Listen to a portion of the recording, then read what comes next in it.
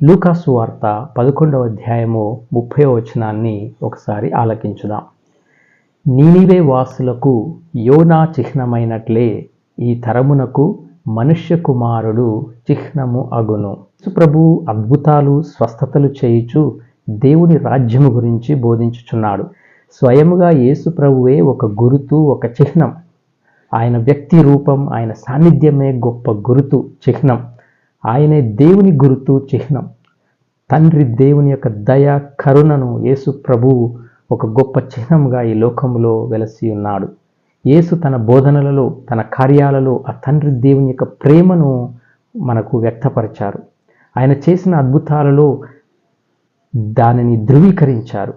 యోనా చిహ్నము యేసు పునరుత్థానానికి చిహ్నముగా ఉన్నది. యోనా ప్రవక్త 3 పగళ్ళు 3 రాత్రులు తిమింగల గర్భంలో ఉన్నట్లు మనుష్య కుమారుడును 3 పగళ్ళు 3 రాత్రులు భూగర్భంలో ఉండును అని మత్తయి సువార్త 12వ అధ్యాయము 40వ వచనంలో చదువుతున్నాం. యోనా నినివే వాసులకు దేవుని చిహ్నం. ఆయన సందేశం వారికి దేవుని చిహ్నం. యోనా వారికి బోధించినప్పుడు నినివే వాసులు దేవుని హెచ్చరికను గుర్తించి పశ్చాత్తాపపడ్డారు. అన్యులైనప్పటికీ నినివే వాసులు దేవుని యొక్క వాక్యమును ఆలకించి హృదయ పరివర్తనం చెందారు. అలాగే దక్షిణ దేశపు రాణి అయిన షెబా సొలొమోనులో దేవుని యొక్క జ్ఞానాన్ని గుర్తించింది.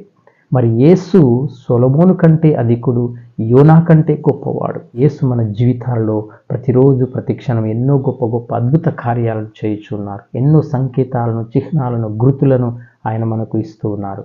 ఆయన చేయుచున్న అద్భుత చిహ్నాలలో మనం ప్రతిరోజు పాల్గొనేటటువంటి దివ్య పూజావళి ఒకటి.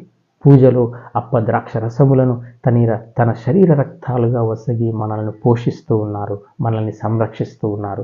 దివ్య ప్రసాద రూపంలో తన సన్నిధిని, సాన్నిధ్యాన్ని, ఉనికిని అద్భుత రీతిన మనకు ప్రతిరోజు ప్రదర్శిస్తూ ఉన్నారు.